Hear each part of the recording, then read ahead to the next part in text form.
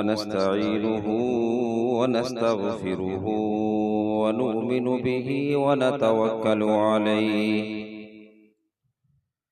वनऊज़ु बिल्लाहि मिन शुरूरि अनफुसिना वमिन सय्यिआति अअमालिना मन यहदिहिल्लाहु फला मुज़िल्ल लहु वमन युज़लिल्हु फला हादिय लहु वनशहदु अन ला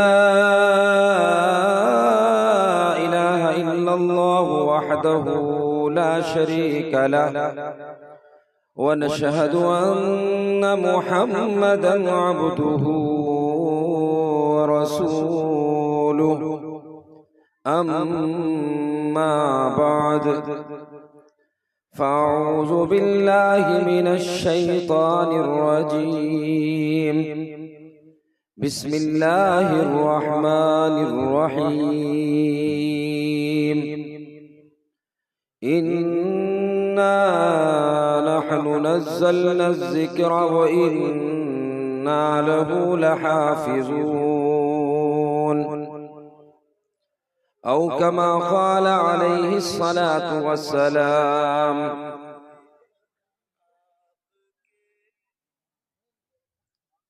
खैरुकुम मन तअल्लमल क़ुरआन व अल्लमह।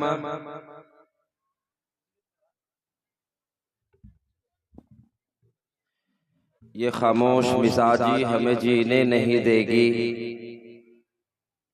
ये खामोश मिजाजी हमें जीने नहीं देगी। इस दौर में जीना है तो कोहराम मचा दो। जिस खेत से दहक़ां को मयस्सर नहीं रोज़ी, जिस खेत से दहक़ां को मयस्सर नहीं रोज़ी, उस खेत के हर खोशाए गंदुम को जला दो।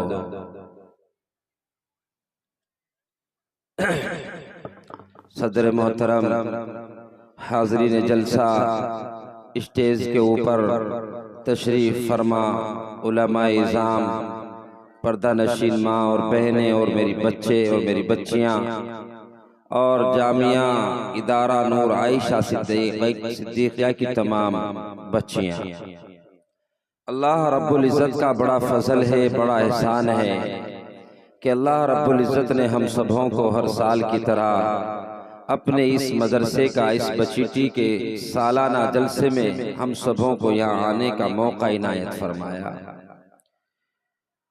आप यकीन जाने कि हर साल की तरह इस साल भी जो गुज़िश्ता साल इस जलसे में मौजूद थे, उनमें से चंद लोगों ने हमारा साथ हमेशा हमेशा के लिए छोड़ दिया है। और ये भी यकीन रखें कि आइंदा साल इस जलसे में हम में से हमारे सालाना जलसे में कोई मौजूद हो या ना हो। नहीं कहा जा सकता है कि किसकी जिंदगी की शाम कब हो जाए और कब वो अल्लाह को प्यारा हो जाए।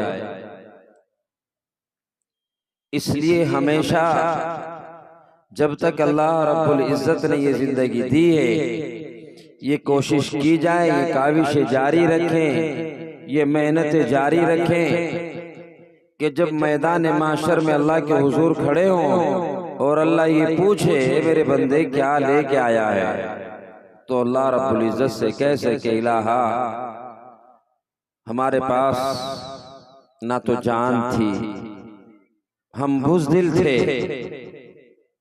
अल्लाह माल भी नहीं था, माल था मगर दय्यूस किस्म के लोग थे, कंजूस किस्म के लोग थे।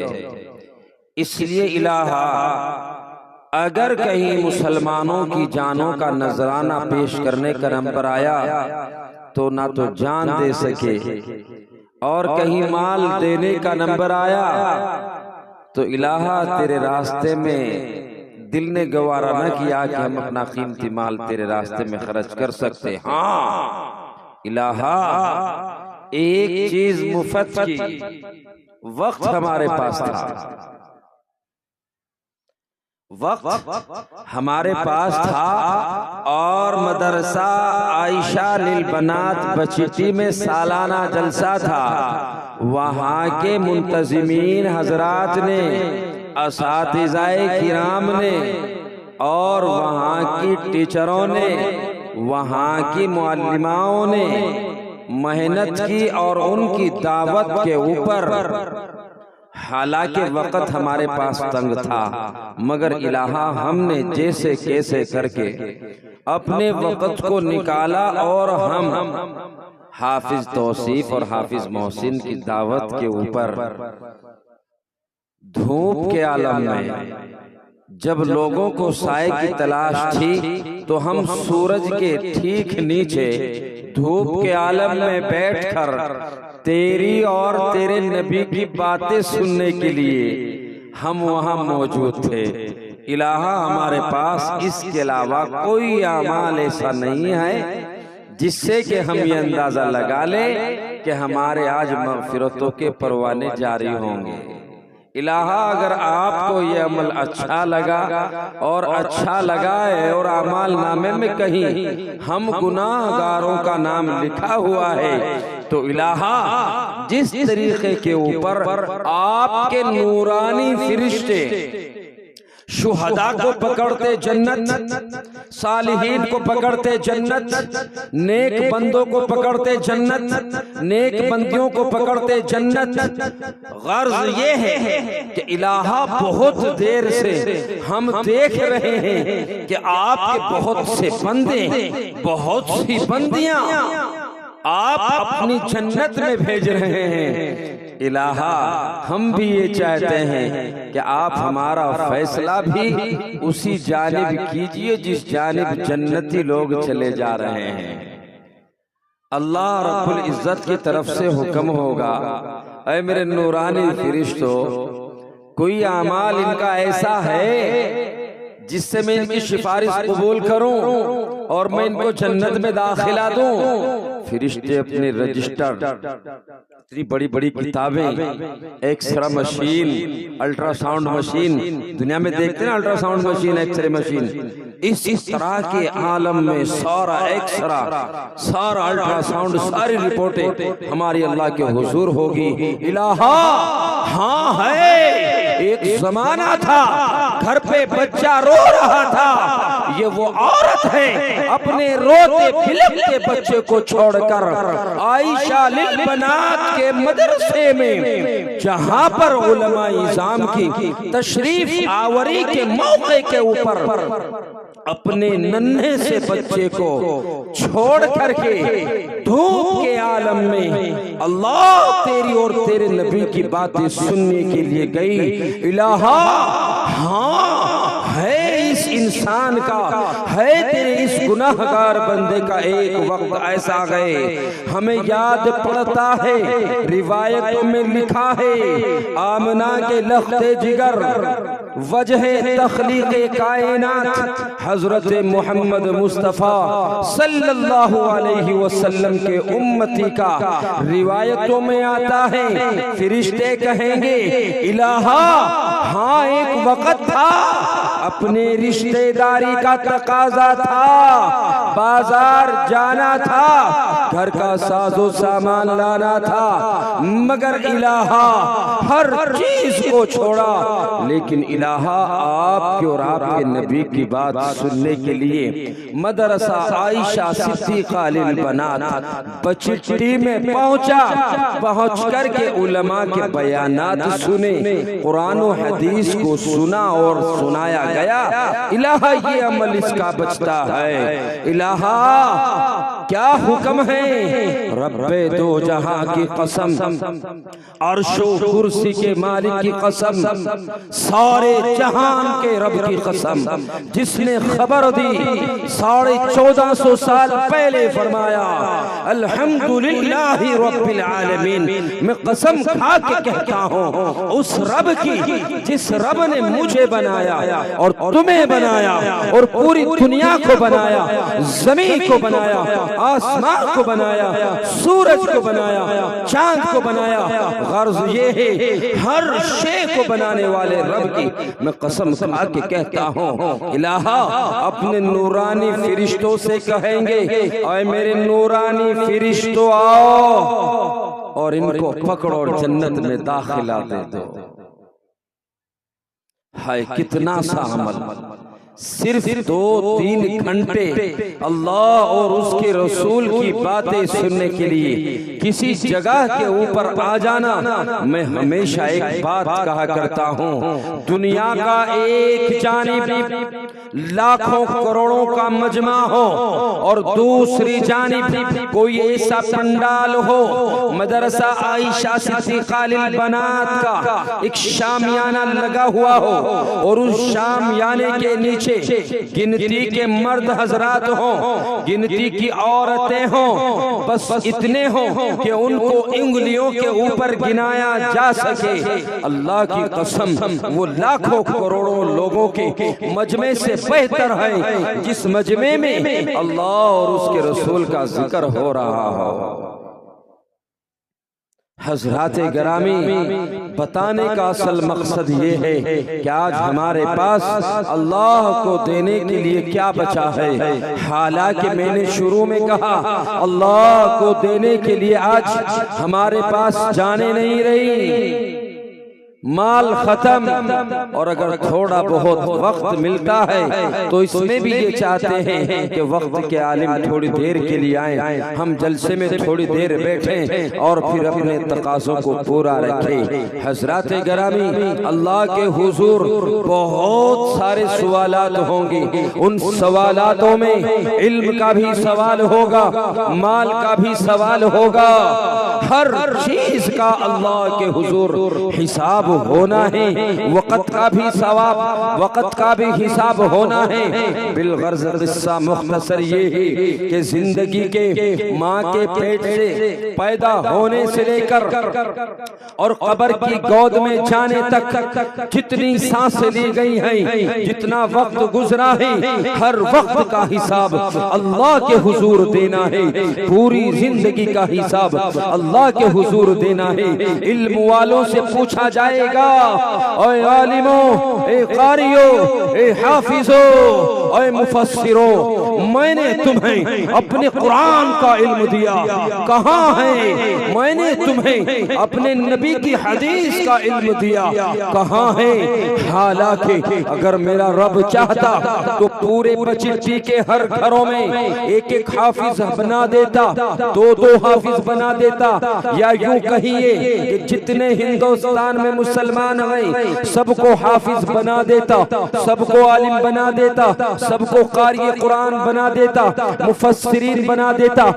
मगर बताया ये गया है, ओए आलिमों, ये मेरी शान है, ये मेरा फजल है, ये मेरा करम है। जब दुनिया में तू पैदा हुआ तो तेरे माँ बाप की तमन्ना तुझे इंजीनियर बनाने की, वकील बनाने की, जज बनाने की, हत्ता के दुनिया की हर डिग्रियां दिलाने की तेरे माँ बाप के पास ये ख्वाब था, तेरे माँ बाप के पास ये सपना था। मगर ऐ मेरे बंदे, ये मेरी ख्वाहिश थी, ये मेरी तमन्ना थी, ये मेरी बात थी, ये मेरी शान थी। जिस पेट से पैदा तू हुआ उसी पेट से तेरा भाई भी पैदा हुआ, जिस बाप के नुत्फे से मैंने तुझे बनाया उसी बाप के नुत्फे से मैंने तेरे भैया को भी बनाया।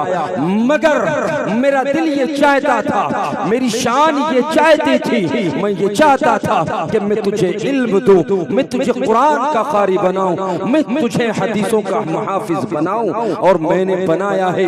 ये मेरी चॉइस थी, ये मेरी तमन्ना थी। ऐ हाफिज कुरान, ए आलिम दीन, बता तूने अपना कमाल क्या किया है। आलिम से भी मौका मिलेगा, पूछा जाएगा, मालदारों को बुलाया जाएगा, ऐ मालदारों और चौधरियों और जमीन के ऊपर नश करने वालों, अपनी कोठियों को ऊंचा करने वालों, बुलंद मकानों को बनाने वालों, आओ, मैंने तुम्हें माल दिया था, वो माल कहाँ खर्च किया है? बताने वाले बताते हैं, उलमा लिखते हैं, मुसन्निफीन हजरात बयान लिखते हैं, खतीब हजरात बयान करते हैं कि अल्लाह के हुजूर अब माल वाले से भी सवाल हो रहा है, माल कहाँ खर्च किया है? अल्लाहु अकबर। कहने का मकसद ये है कि जब दुनिया में आए हैं तो अल्लाह रब्बुल इज्जत की जितनी नेमतें हमें अल्लाह ने दी हैं, फरमाया व इन तउद्दू निअमतल्लाहि ला तुहसूहा। मेरा रब फरमाता है मैंने तुम्हें इतनी नेमतें दी है, इतनी नेमतें दी हैं, उनका शुक्रिया नहीं कर सकते हो, उनका शुमार नहीं कर सकते हो। आंख मेरी दी नेमत है, हाथ मेरी दी नेमत है, जबान दी हुई मेरी नेमत है। पूछो जबान से, जो आदमी गूंगा है बोल नहीं सकता है, पूछो जबान जैसी नेमत से कि जबान कैसी नेमत है। चलिए किसी बहरे के पास, ऐ कानों से ना सुनने वाले बहरे, कानों की कीमत क्या है बता देगा। चलिए किसी अंधे के पास, ऐ नाबीना तू ना सूरज को देख सकता है, ना चांद को देख सकता है, ना जमीन के जर्रात को देख सकता है, ना आसमान में सितारों को देख सकता है। गर्ज ये है कि अल्लाह की जितनी नेमतें दुनिया में मुतरी है, दुनिया में जितनी मौजूद है, उन सारी की सारी नेमतों को तू नहीं देख सकता है। तेरा क्या ख्याल है? वो अंधा बताएगा, अंधा बताएगा आंखों की कीमत क्या है, जबान से ना बोलने वाला बताएगा जबान की कीमत क्या है। पैरों से चलने वाला वो लंगड़ा जो जमीन के ऊपर अपने जिस्म को घसीटता हुआ चलता है, वो बताएगा पैरों की कीमत क्या है। वो लूल्हा जिसके हाथ नहीं है बताएगा हाथों की कीमत क्या है। बिलगर्ज किस्सा मुख्तसर ये है कि अल्लाह की दी हुई नेमतों में बहुत बेहतरीन नेमतें हैं, हर तरह की नेमतें अल्लाह ने मयस्सर की है। मुझे बताओ यारो, ओ बचीठी के लोगों और कुर्बा जवार से आए हुए मेहमानों, पर्दा नशी मेरी माँ बहनों, आप भी बताओ, तुम भी बताओ, ओ किसान लोगों और चौधरियों, अगर तुम्हारे यहाँ कोई गुलाम आ जाए, कोई नौकर आ जाए और तुम उस नौकर को 1000 रुपए दो और ये कह के चलो, आए मेरे गुलाम, आए मेरे नौकर, मुझे कहीं सहारनपुर एक दिन के लिए जाना है, 1000 रुपए हैं, इनको रख लेना, इनका साजो सामान ला करके घर पे रख देना। मेरा यकीन है, मेरा मानना है, जब तुम सहारनपुर से लौटोगे तो सबसे पहले 1000 रुपए जिस नौकर को दिए उस नौकर से पूछोगे, और मेरे नौकर 1000 रुपए दे करके सहारनपुर गया था, कहां पे खर्च किए हैं। वो नौकर अगर चाहता है कि मैं इसके यहाँ आइंदा वक्त के लिए नौकरी करूं तो उसको बताना होगा, ऐ मेरे आका, ऐ मेरे मालिक, मैंने 100 रुपए का ये फुला सामान दिया, 200 रुपए का ये फुला सामान दिया, अब इतने पैसे मेरे पास बचे हैं। अगर वो उस 1000 रुपए के सवाल को सही जवाब में मुंतकिल ना कर सका तो वो मालिक कहेगा, ऐ मेरे नौकर, तू मेरी ठोकरों में है, निकल जा मेरे घर से, मुझे बेईमान आदमी की जरूरत नहीं है। अजीजान मिल्लत, एक घर में इसी तरीके से औरत हो और औरत का भी ये मामला हो, औरत भी पूछेगी। कहने का मकसद ये है कि जब हम इस दुनिया में रहकर 1000 रुपए दे करके अपने गुलाम से, अपने नौकर से शाम को हिसाब लेते हैं, वो अहकमुल हाकिमीन, जमीन और आसमान का मालिक, वो रब्बुल आलमीन, दो जहां का मालिक, हर शे का मालिक, हर शे के ऊपर कुदरत रखने वाला, जिसने हर चीज दी है, कैसे समझ जाते हो, कैसे भूले बैठे हो। क्या वो अहकमुल हाकिमीन अल्लाह अपनी जान का, अपने माल का, अपने वक़्त का, हर चीज का क्या हिसाब नहीं लेगा? और हिसाब इतना आसान नहीं है। उलमा बयान करते हैं, रिवायतों में लिखा है, ये जो सूरज जो देख रहे हो ये बहुत नजदीक नहीं है। उलमा हजरात बयान करते हैं, इस सूरज की ऊंचाई जमीन से लेकर और इस सूरज के पहुंचने तक 2500 बरस तक अगर पैदल चल के सफर किया जाए तो मुमकिन है कि इस सूरज तक 2500 साल पैदल चल करके इस सूरज तक नहीं पहुंच सकोगे। और जिस दिन मैदान माशर कायम है, ये सूरज उतने ऊंचाई के ऊपर नहीं होगा जितनी ऊंचाई के ऊपर आज है, बल्कि ठीक सवा नेज़े के ऊपर होगा, तकरीबन 1.25 फीट के ऊपर होगा। और जब ये सूरज 1.25 फीट के ऊपर होगा, अंदाजा लगाइए इसकी तपिश का आलम क्या होगा, इसकी गर्मी का आलम क्या होगा। उधर अल्लाह अपने अर्श पे बैठा है, आज देख रहा है, अपने उन बंदों को देख रहा है जिन्होंने वक्त को नहीं समझा है, उन बंदियों को देख रहा है जिन्होंने अपनी नजरों का ख्याल न किया, उन नौजवानों को देख रहा है जिन्होंने अपने नफ्स का ख्याल न किया, उन झूठों को देख रहा है जिन्होंने अल्लाह की दी हुई नीमत ज़बान का ख्याल न किया, उन आंखों वालों को देख रहा है जिनको अल्लाह ने आंखें बेहतरीन नीमत दी है, उनको देख रहा है इन्होंने आंखों का इस्तेमाल कैसा किया है, जिनको तंदुरुस्ती दी है 1000 नीमतों से बेहतर है। आज अल्लाह उन तंदुरुस्त लोगों को देख रहा है। आज अर्श का मालिक, कुदसियों का मालिक, जमीन और आसमान का मालिक अपने अर्श के ऊपर बैठकर अपने बंदों के अमाल नामों की किताबों को खोले हुए बैठा है। फरिश्ते बता रहे हैं आंखों का इस्तेमाल गलत था, जबान का इस्तेमाल गलत था, हाथ था ताकतवर था, कमजोर को सताया था। ये कि आज अल्लाह अपने अर्श के ऊपर बैठा हुआ हर चीज को देख रहा है। उधर अल्लाह अपनी शान के मुताबिक फैसले फरमा रहा है। कहने का मकसद ये है, हजरत उलमा की मौजूदगी में कहूँ कि अगर दुनिया में रहकर अपने नफ्स का मुहासिबा ना किया, अपने नफ्स का मुहासिबा ना किया, अपने गिराबा में ना झांका, तो याद रखो पकड़े जाओगे, मारे जाओगे। ओ मेरे भाइयों, कब तक जिंदा रहने का इरादा है?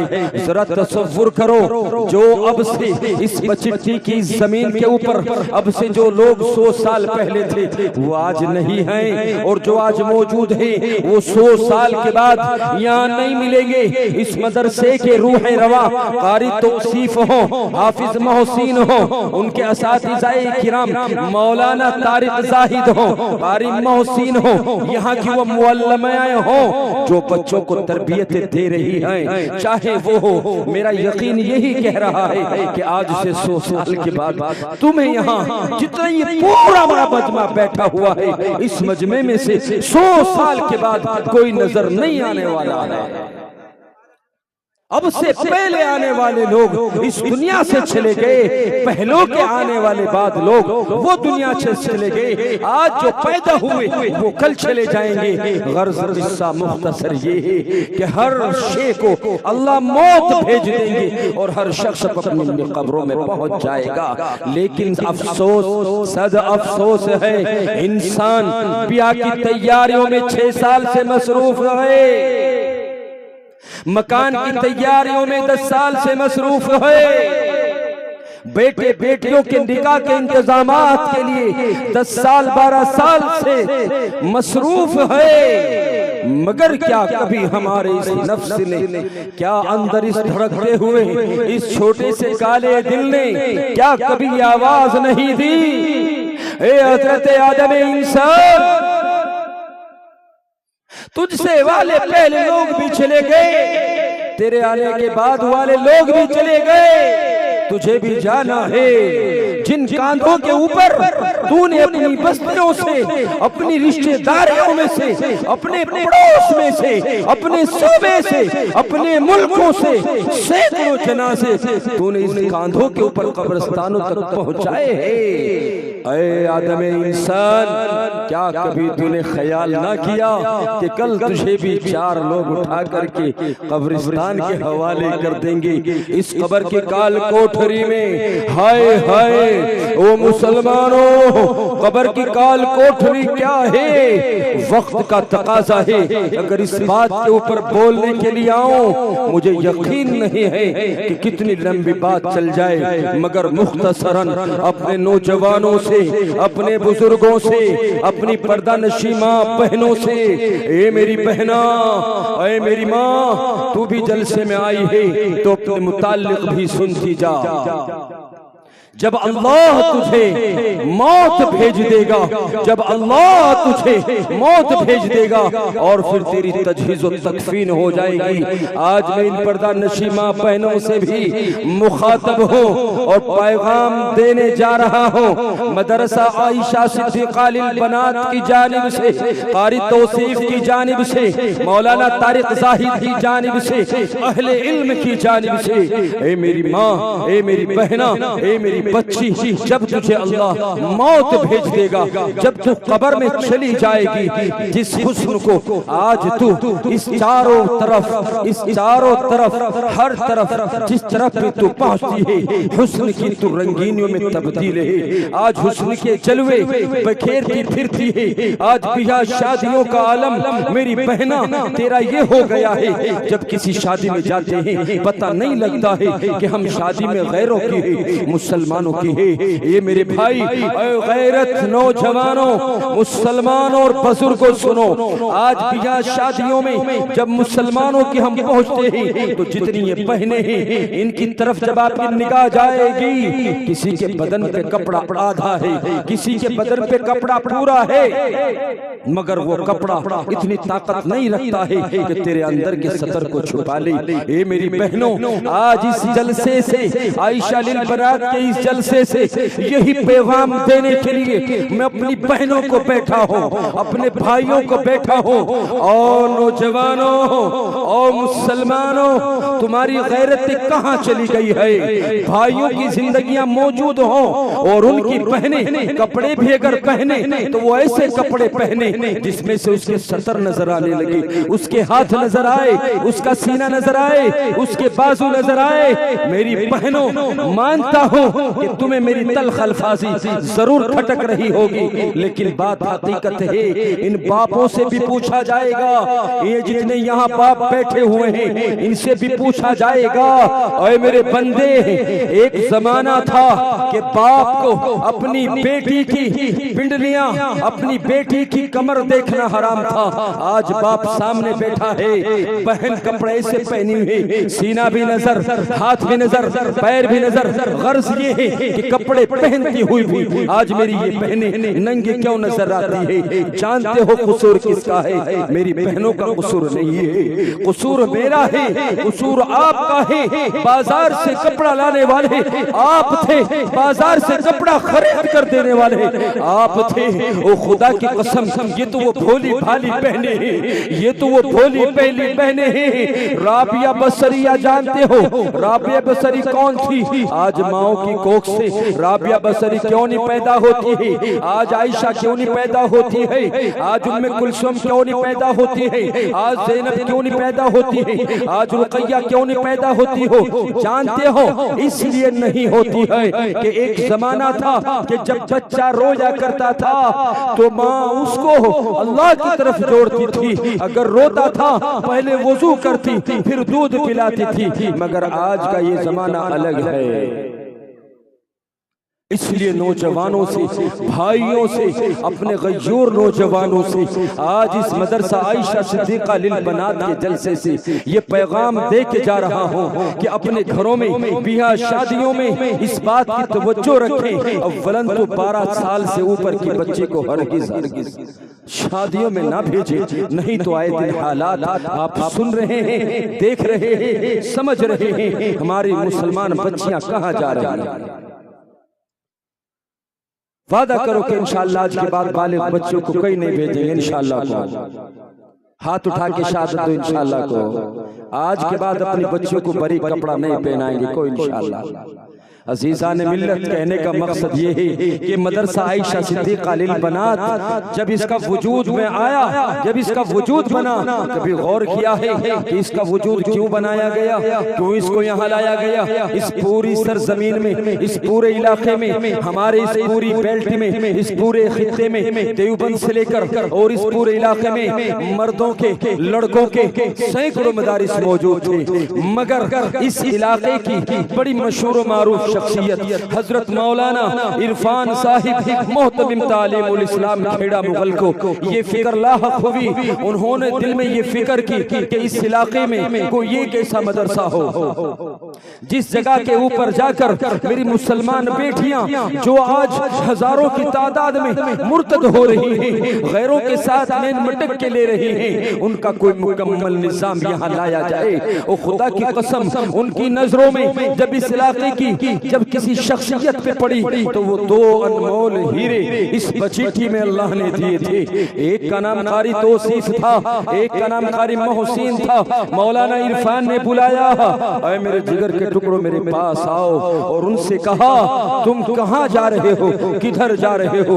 इस इलाके को एक ऐसी जगह की जरूरत है जहाँ रह करके मुसलमान बच्चों की तरबियत को अच्छे ढंग से उनकी तरबियत दी जाए। और खुदा की कसम देरी ना की, इन लोगों ने इस बात के ऊपर अमल किया, हजरत के हुक्म की फरमा बरदारी की, और यहाँ पर एक बेहतरीन इदारा जो चंद सालों से कायम है, आज ये फल और फूलने लगाए हैं। आज इसकी खुशबू बचिट्टी ही के अंदर नहीं है, यहाँ से आगे चले गंजेड़ी में इसकी खुशबू है, तलेड़ी में खुशबू है, देवबंद में खुशबू है, बरला छपार में खुशबू है। गर्ज ये है कि तकरीबन आज की इस तारीख में 21 फरवरी में 2024 में इस इदारे को तकरीबन चंद साल हुए हैं, और इलाके के बहुत जगहों से अल्हम्दुलिल्लाह यहाँ पे बच्चियां पढ़ रही है। मालूम ये हुआ है कि इस इदारे का फैज़ अल्हम्दुलिल्लाह अब इलाकों में नहीं, हल्कों में नहीं, खित्तों में नहीं, डिस्ट्रिक्टों में नहीं, जिले के ऊपर नहीं, इंशाअल्लाह इस बचीठी के इस इदारे का फैज़ अब हिंदुस्तान के हर कोने कोने में पहुंचेगा इंशाअल्लाह। आप बहुत खुशकिस्मत है कि अल्लाह ने आपके यहाँ ऐसे मुतहर्रिक अफ़आल पैदा किए हैं कि उन्होंने इतनी बड़ी फिक्र की और इसको एक ढांचा दिया, और बच्चियों के लिए फिर आपसे कहा, आपने अपनी बच्चियां भेजी। अल्लाह रब्बुल इज्जत से दुआ करे कि अल्लाह इस इदारे को और मजीद तरक्कियात अता फरमाए। आमीन कह दो भाई, आमीन कहने में पैसे तो नहीं लग रहे, ना लग रहे? या तुम नहीं चाहते कि मुस्लिम बच्चियां संवर जाए, सुधर जाए? अल्लाह इस इदारे को दीन दोगुनी रात चौगुनी तरफ कहता फरमाए, क्या दो आमीन। अल्लाह इन यहाँ के मदरसे में पढ़ाने वाली वो बच्चियां, वो मेरी बच्चियां हैं, मेरी बहनें हैं, मेरी कौम की बेटियां हैं, जो कलील तनख्वाहों के ऊपर, थोड़ी थोड़ी तनख्वाहों के ऊपर इस नस्ल को तालीम दे रही है, उनके लिए दुआ करे कि अल्लाह उनकी उम्रों में बरकत अता फरमाए। और जो इसके इंतजामात कर रहे हैं उनके लिए दुआ करें कि अल्लाह उनकी उम्रों में बरकत अता फरमाए। और आखिर में अपने मुशफ़िक़ और मुरब्बी और अपने मुशीर कारवां हजरत कारी मोहम्मद तौसीफ साहब के लिए भी चाहता हूँ कि दुआ करें कि अल्लाह रब्बुल इज्जत उनको इस काम के ऊपर हिम्मत और इस्तिक़लाली पैदा फरमाए। अल्लाह उनका साया भी हमारे ऊपर तादेर कायम और दायम फरमाए। व आखिर दावाना अनिल हम्दुलिल्लाहि रब्बिल आलमीन।